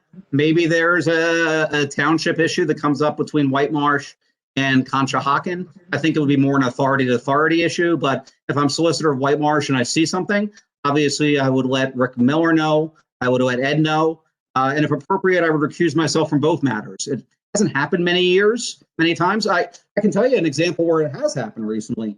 So I've been solicitor of Norristown since 2004. So it's been a long run there. I became solicitor of West Norton in 2018. Norristown had been talking about the Aqua sale maybe since 2016, when Crandall Jones had a presentation at a borough council meeting, who's the manager of Norristown, to talk about it. And so West Norton is part of the Norristown Authority. They flow into Norristown, go to their treatment plant, and there is a very Norristown-centric operating agreement from 1986 that basically gives Norristown all the power and disenfranchises West Norton. West Norton's not very happy about that.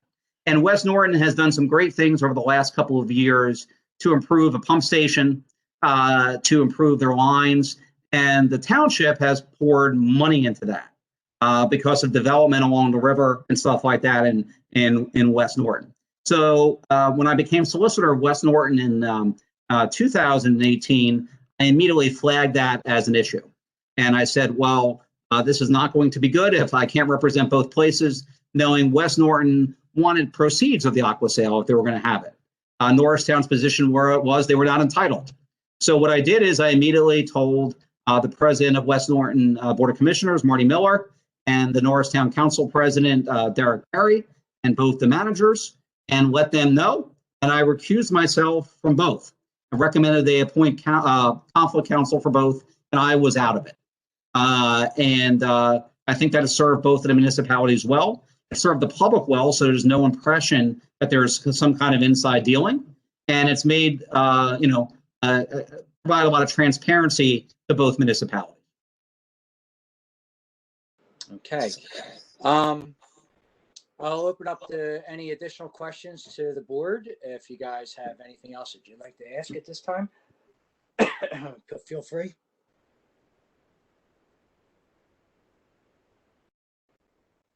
questions? I'm losing my voice here. It's been a long night. No, I guess again, I think this would be a two-way street, Sean. How would you guys get up to speed, taking on a new client, being ready to just get, jumping in right away and be ready to rock and roll? Well, I could tell two things. We've obviously taken over a lot of new clients in recent years. If you look at our page, really since 2017, we've had rapid growth, picking up Upper Moreland, Collegeville, West Norton, Newtown Township in Bucks County, Hatboro, and then this time around up at Arby, the Centennial School District, Fulcroft Borough, and Montgomery Township. A lot of them very big municipalities, and we hit the ground running. I'm not going to charge for time for me to get up to speed. That will be included. And I can't say that I have nearly the depth of experience in authority work as Alex does. I have, but he's a resource for me. And so while, or John actually for that matter. So while I may know all the players in Conshohocken or be able to get to them or talk to them easier just based on other relationships I have, I really have the technical expertise really behind me that's not going to cost me anything. I can send Alex an email, and you heard the great depth of the authorities he worked with, especially in Chester County and John, the ones in Montgomery County. It's not going to cost you anything, All right. Is there any additional questions at this time? All right. No. No. Janine? No. Kyle? Thank you very much for joining us. Okay. Thank you very much. Thank you. Listen, Felix, thank you. what is the, I'm curious, just a quick question. What is the process going forward? So I don't believe tonight we'll make any make any decisions. I think we'll save it for the board meeting at the December monthly board meeting, which I believe is the 17th. Okay. And thank you, Shannon. She's nodding. Yes. Too many dates going on in December. So at that time, we'll make our decision and then we'll notify you how we're going to move forward. But I appreciate your time tonight. Taking time out of your evening to have a conversation with us. And again, thank you. And everybody have a nice evening. Happy holidays, everybody. All righty. Thank you. Everyone, John, take care. Thank you. See you, Kyle. Take care. Everyone. Good night, guys.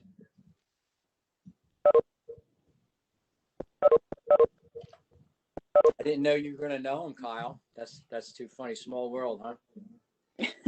Yeah, so my third year of law school, my last year during the second semester, you can apply for these internships with various DA's offices, and I got into Montgomery County, which is where I wanted to be. And he was like the attorney essentially assigned to oversee me and make sure that I was trained right, and I was actually allowed to make appearances on behalf of the Commonwealth of Pennsylvania. So he's a great guy and he knows what he's doing. So good.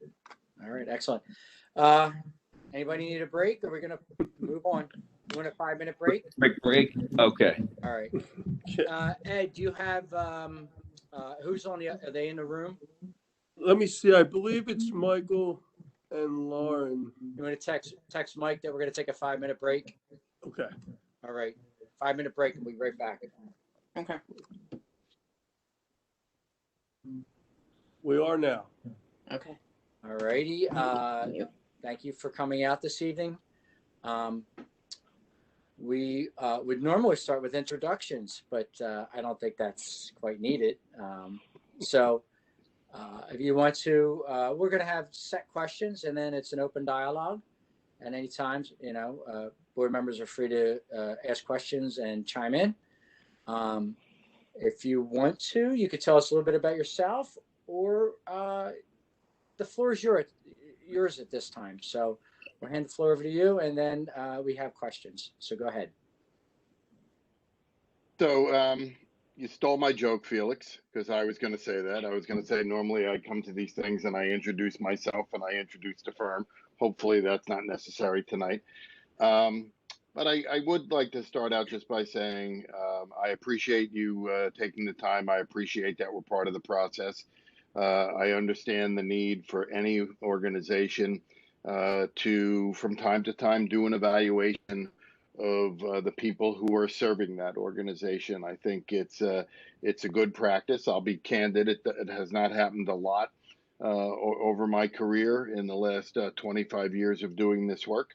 But it has happened, so I applaud you that you think that this is a step that you want to take to just to see who's serving the authority and just get a better sense of who is out there.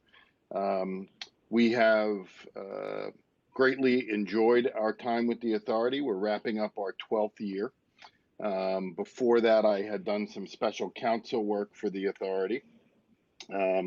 And that all revolved around the former executive director, Tracy Connolly, and her thefts back in 2007 and 2008.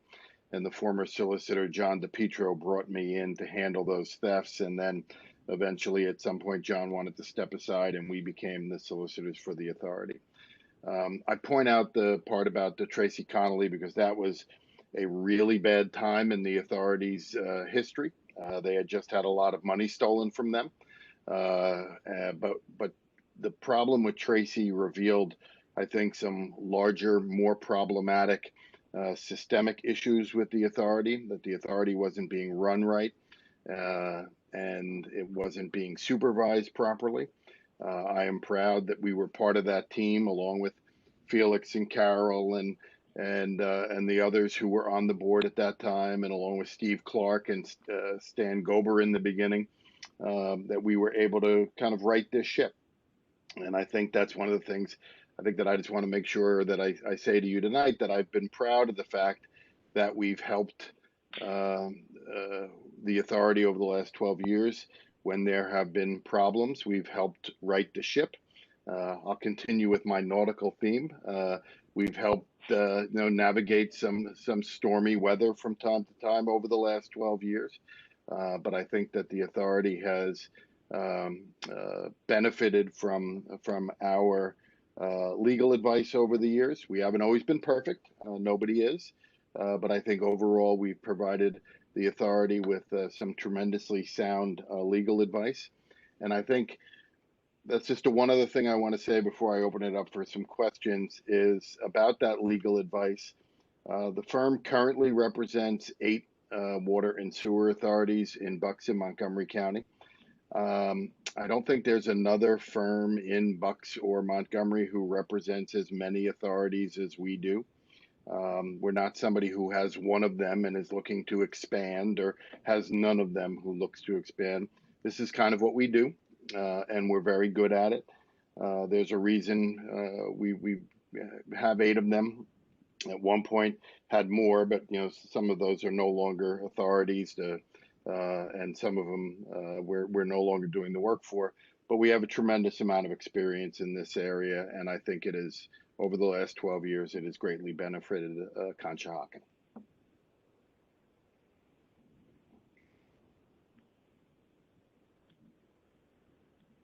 Felix, you're muted. Second time tonight. So we'll go into the questions. We'll start off with the one that we've been asking everyone. What do you see as our biggest challenges at the authority, and how would you handle them? Well, for many years, I used to answer that questions with authorities by saying that I thought that the amount of increased regulations from DEP and the increased costs and the increased cost of all things, from your employee cost to your equipment costs to your sludge hauling costs, were the biggest problems that the authorities faced. I think we would all be not being honest with ourselves if we didn't say that one of the biggest issues for authorities right now is the potential for being sold. West Conshohocken sold their authority. We bought it. Plymouth contemplated it. Norristown actually went as so far as to enter into an agreement with Aqua, which, by the way, was just called off the other day. And Norristown is repealing the sale tomorrow at their meeting. But I think what that challenge is not that you're susceptible to being sold by the municipality, because they can do that. That's their job. The biggest challenge is to make sure that you continually provide a high quality product to the residents of your and the ratepayers of your municipality at a reasonable price, so that you're not maybe not giving anyone any reason to sell you, but that you continue to make sure that you provide high quality service, that there's not any problems with odors, there's not any problems with DEP violations. And I think that's the biggest challenge that all authorities are facing right now. So that leads into the second question. How should an authority interact with the municipality that created it? Well, I think it works differently in different places. And I think a lot of it is kind of dependent upon the nature of the authority and the nature of the municipality. I'll give you one example what I mean by that. I represent the North Wales Water Authority and have for about 12 or 13 years. North Wales serves nearly 30,000 customers in 2 counties. The borough itself has less than 1,200 residents. So the authority is so much larger than the borough that the relationship there is different, because the authority is able to do so much for that borough. We maintain all of their trucks. We rent space in their building. Our IT person is their IT person, but that's the exception, not the rule. I think you have to have a good, open, working relationship with your incorporating municipality. I think you should try, and here's one of these buzzwords that I hate, but I think it fits. I think you have to try to find synergies wherever you can. I think you have to make sure that there's a good open dialogue. There should never be a time where we do a pipe project and then 7 months later the borough goes in and wants to replace some stormwater, or the opposite way. They do stormwater in 2019 and we do a main project in 2021. There needs to be cooperation, there needs to be dialogue, there needs to be an open line of communication, because one of the things that we know, and we've experienced it here, is people are upset with what happens here, they complain to borough council. So we have to make sure that's that open dialogue. So, and I will say this, I think I worked very hard to try to encourage Stephen to have a good working relationship with the manager in the borough. And I think at first Stephen may not have thought that was necessarily his role, but I think he came to realize that it was important to have that good open relationship and good dialogue with the borough. How do you, I think we've already experienced this. How do you fix the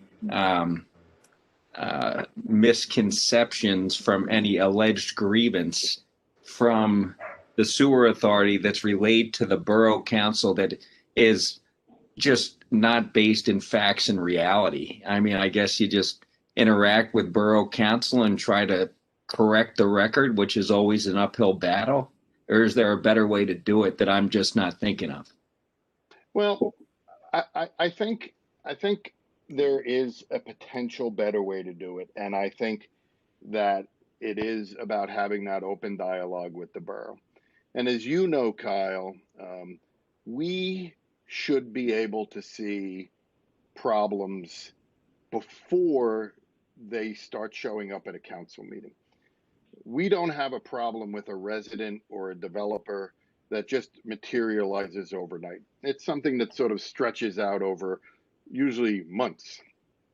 If we have that open dialogue, and if we make sure that we are talking with the borough and saying, look, you're probably going to hear from developer B next month because he is doing a project and he doesn't want to, do something. We want him to do it. And he's probably going to come and complain to you. This way, they're aware of this. This way, they know what's going on. Nobody, not any of the 5 of you or any of the members of council, ever want to be blindsided. So if council knows what the issue is, if the manager knows what the issue is, if the director of public works knows what the issue is, and developer B gets up and says, yeah, they're forcing me to repave this entire street, and then somebody can say to them, no, they just want you to repave around the manhole that you're putting in. We've already talked to them. It helps kind of diffuse it. Again, I think it's about dialogue, and it's about communication, and it's not just communicating when we think there's a problem, but you got to make sure there's a regular amount of communication with the municipality. How would you characterize your relationship with the current borough solicitor, and how often have you communicated with them? Yeah. I think I get along very well with Mike Peters, and I've known Mike since even before he took the role, and I've known Mike from his other life, which is he does some land development work, and he's actually been in some of the municipalities that Lauren and I work in. I think with Mike, when there's an issue or there's a problem, we're able to reach out to Mike, or he's able to reach out to us. I think he's been a good guy by letting us know from time to time when there have been some issues, and he's given us some heads up on something. I'm not trying to pretend that Mike and I have or Mike and Lauren have weekly phone calls. I think with us it's more of when issues arrive. I think that sort of weekly regular communication needs to be more between the executive director and the manager. But Mike and I get along very well. And I hope you would say the same. What was that? Yeah, and Mike Peters and I have communicated over whenever an issue comes up.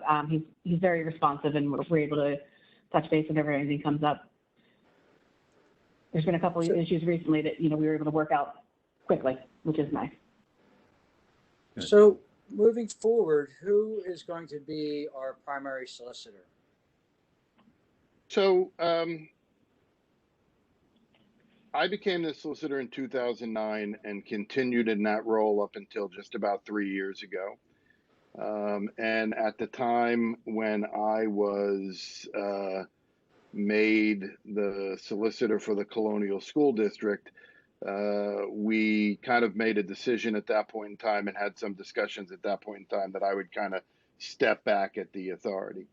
Unfortunately, my time at Colonial did not last as long as I would have hoped, and the idea was that I would start sort of moving back in here in 2020, but that again, as we've talked about, and nobody's life has gone according to plan over the last year because of the pandemic, and things kind of got a little upended. But I think moving forward, I would be primary with, Lauren, and well, I wouldn't say with Lauren's assistance. Lauren and I will kind of be the solicitors. I'll be doing the meetings, other than the time that I may be on vacation or are sick or have a conflict or something along those lines. But I think, as I've always kind of mentioned, we have a lot of people who are doing things. Barb Murley is the wizard of municipal bidding. So anytime a municipal bidding issue comes up, it goes to Barb Murley. We have a group of people who handle all of our liens and things along those lines, and all of our court hearings, and so they jump in. But I would be primary, and I would be doing the meetings moving forward. And that's not any slight on Lauren or whatever. That was just always what the plan was going to be. If Colonial didn't last. Just out of curiosity, were you going to share that plan with us other than tonight? Do anybody recall hearing that prior? Well, you did, Felix. You and I discussed it. Okay. Yeah, you and I discussed it back in like January, All right. February. I didn't Yeah. realize that was the plan. Yeah, and I think I've had those conversations also with Janine and Carol. I apologize to Jane and Kyle for not having those conversations with you, but yeah. All right. So is there any conflicts that we should discuss as part of your role as solicitor within our borough?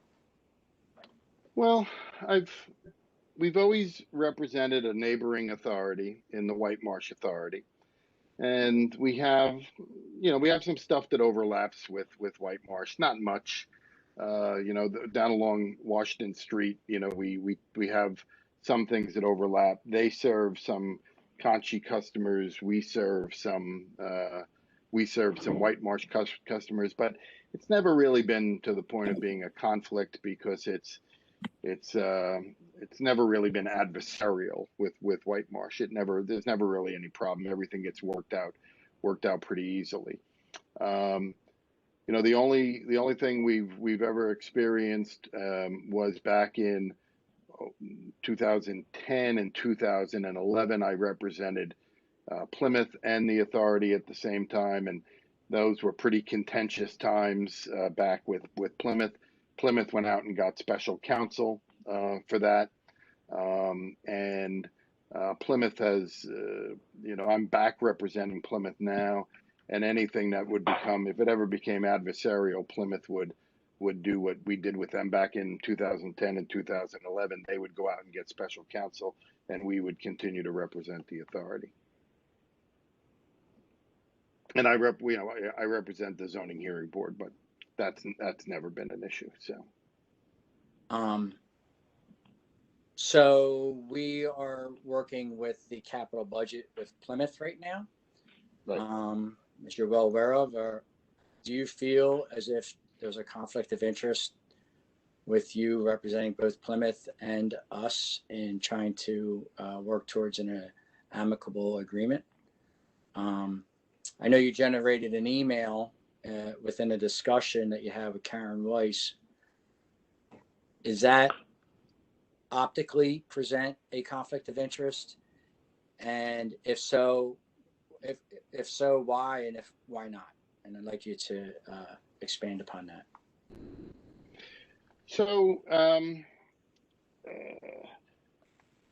I don't think there's a conflict because, again, I don't think there's any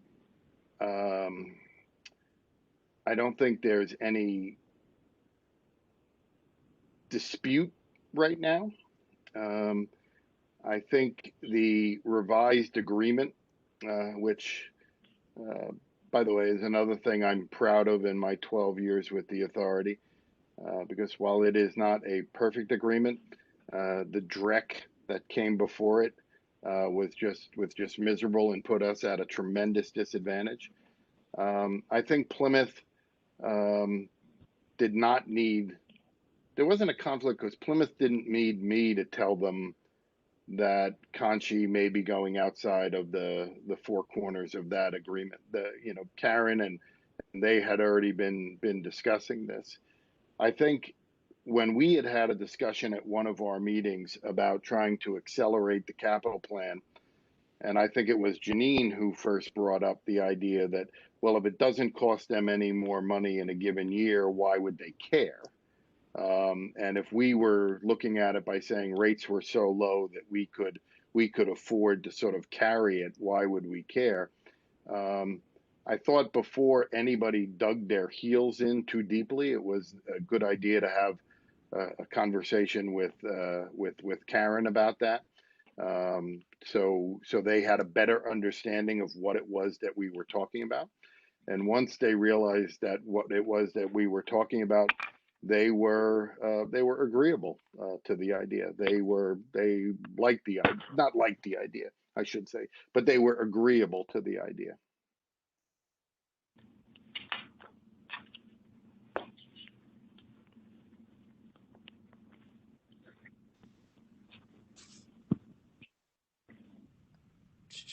Does any board member have any questions at this time?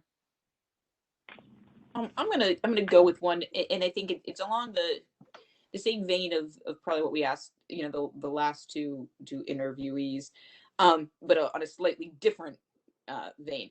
So, the question we had posed to them was, how do you see yourselves getting up and running, and learning, kind of getting over that initial hurdle? Obviously, Mike, Lauren, you guys don't have that issue. You know us, our employees, our staff, our relationships, us personally.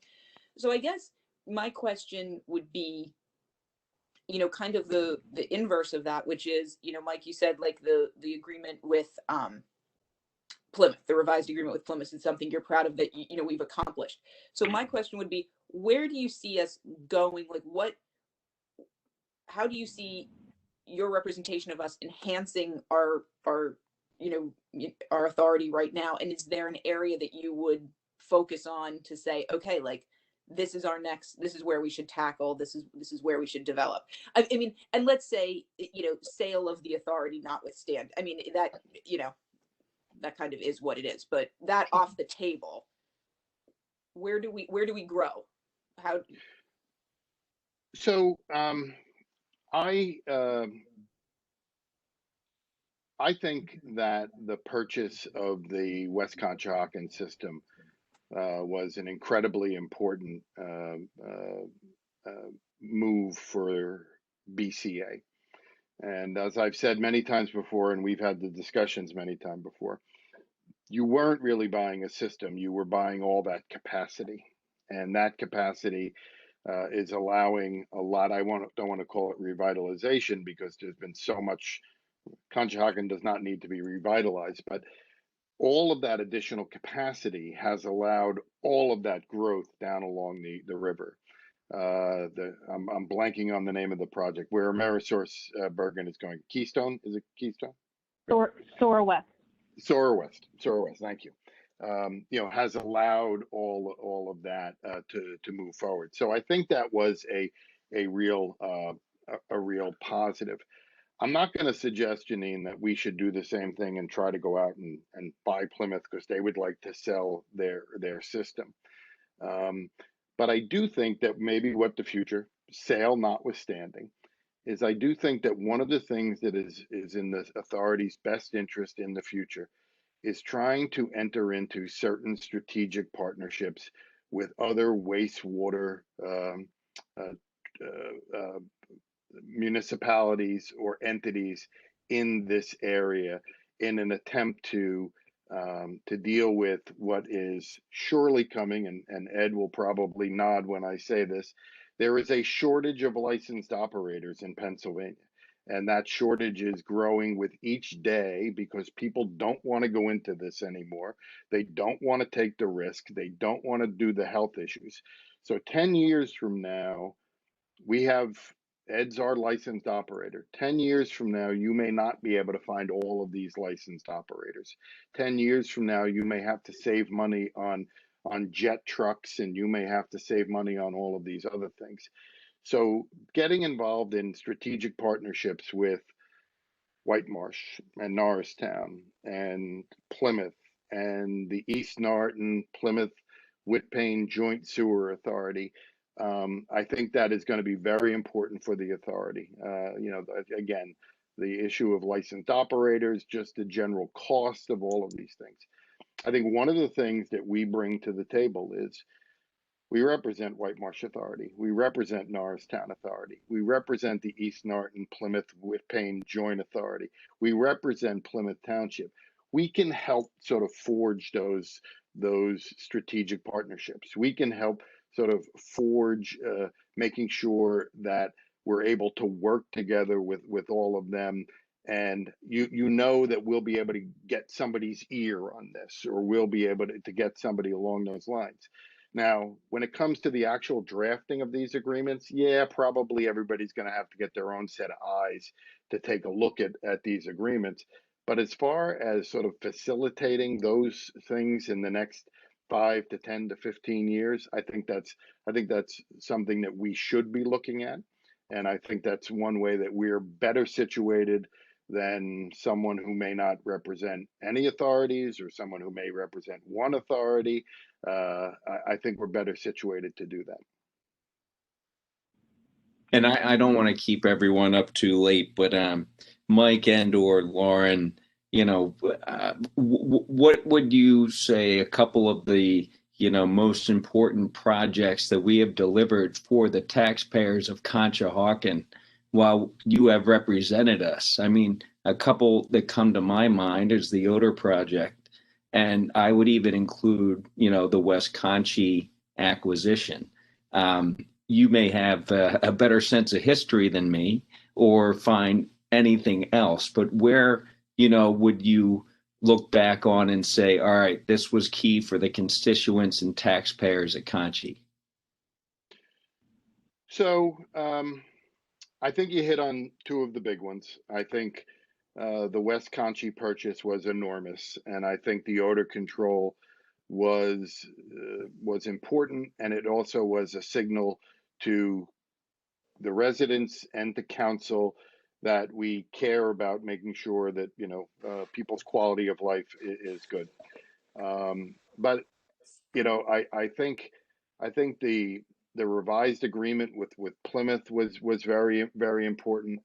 But I'll tell you, Kyle, I think in some ways the more important things, and again, I'll give credit to Felix and Carol and Moon Mullen and the people who were part of this board back in 2008 and 2009.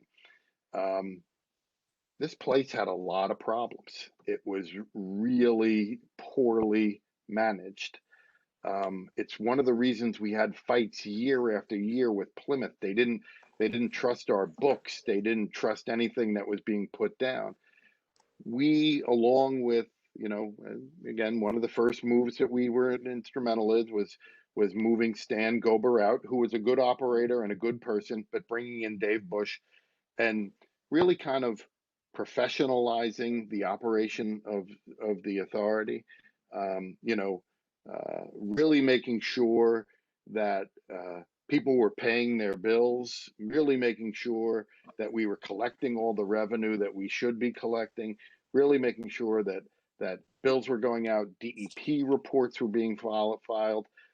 I think we helped, but the board did the work of turning this into a really professionally run organization where now, 10 years later, Plymouth will tell you they trust our books.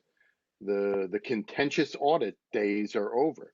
I'm sure Karen Weiss will tell you the interactions with the authority are positive these days. The White Marsh will tell you the same thing. The Director of Public Works over Plymouth will tell you it's a pleasure working with the White Marsh Authority. I think that's probably been the two that you mentioned are huge. But I think that was a very important thing. And I will say one other thing too. And again, this is the credit to the board.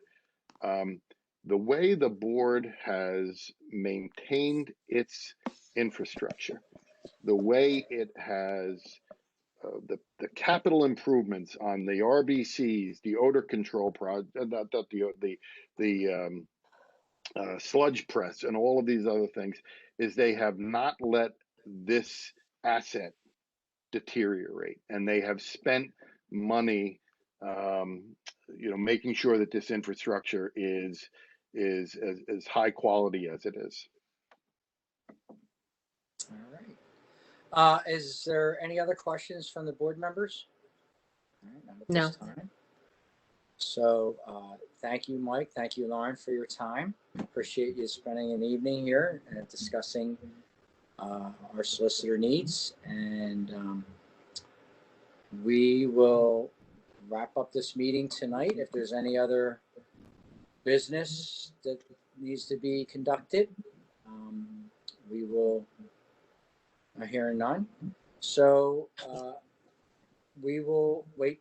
We will make a decision at the December 17th meeting. Until that time, we'll do our homework and give a lot of thought tonight, and a lot of information to process. Since this is a official meeting. Yep. We gotta motion close, to right? adjourn. Yep. If I have a motion to adjourn, I'll make that motion. do I have a second? Second. All right. All in favor, say aye. Aye. Aye. Have Well, a good we have night. to do roll call, right? We gotta do roll call for each video. We've been doing all the votes by roll call during the pandemic. Yeah. Right? Roll Okay, call, Shannon, Shannon. lead us. Shannon, you're muted. Jane Flanagan, Yes. Kyle Elliott, Yes. Felix Ramundo, Yes. Janine Riley. Yes. You know, they make Alrighty. mugs now that just say you're muted so you can hold it up during these Oh, really? video conferences. Right. Great idea. I'd like to thank everybody for all their hard work in the past 2 days. This is a thankless job, but I think it's been a productive week. it's been a very productive week. The budget was very impressive, and yeah, a Shannon, lot of great thank you discussion. again for that. You did. I mean, you really did a great job on that. So thank you. Shannon and Ed, Thank you for your help. Well, a lot no, of I'm thanks glad to learn. to you from the board for staying with us tonight, and we'll tap into your thoughts when it comes decision time, and that will close the meeting. All right. All right. Have a good night, all. Have a good night, everyone. everybody. Good evening. Thanks, Mike. Have a good See you, night. Lauren. Bye-bye. Bye. Have a good night. Bye.